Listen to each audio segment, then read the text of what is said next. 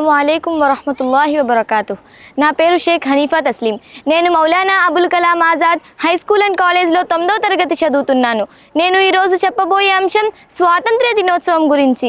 గౌరవనీయ గురువులారా, ప్రియ సహదేశీయులారా, ఈరోజు చరిత్రలో అత్యంత గొప్ప రోజు. 1947 ఆగస్టు 15న మన తల్లిదండ్రులు బానిసత్వ శృంఖరాలను తెంచుకొని స్వేచ్ఛా వాయువులలో మొదటి ఊపిరి పీల్చిన రోజు. ఇది కేవలం తేదీ మాత్రమే కాదు, సహనం, త్యాగం, పోరాటం మరియు బలిదానాల తేజస్సుతో కూడిన ఒక ప్రకాశవంతమైన అధ్యాయం.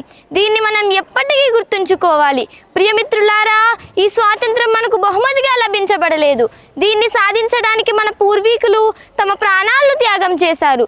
వేలాది స్వాతంత్ర్య సమరయోధులు రక్తాన్ని చిందించారు, వారి ప్రియులను మరియు బంధువులను వీడ్కొన్నారు.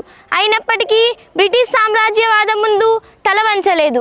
అల్లామా ఫజలే హక్ ఖైర్ ఆబాదీ, షాహ్ అబ్దుల్ అజీజ్ మొహిద్దీన్ దిహల్వి, సయ్యద్ అహ్మద్ షహీద్, సయ్యద్ హుసేన్ అహ్మద్ మదనీ, హాజీ ఇమ్దాదుల్లా ముహాజిర్ మక్కీ, మహాత్మా గాంధీ, పండిత్ జవహర్లాల్ నెహ్రూ, సుభాష్ చంద్రబోస్, భగత్ సింగ్, అష్ఫాకుల్లా ఖాన్, మహమ్మద్ అలీ జౌహర్, బరకతుల్లా భోపాలి, టిపు సుల్తాన్ షహీద్ అనే గుర్తింపు పొందని భారత స్వాతంత్ర సమర యోధుల యొక్క త్యాగ భావన స్వాతంత్రం ఎంత విలువైనదో మనకు గుర్తు చేస్తుంది. ప్రియమిత్రులారా, ఈ గొప్ప వ్యక్తులందరిలో ఒక గమనీయ పేరు మౌలానా అబుల్ కలాం ఆజాద్.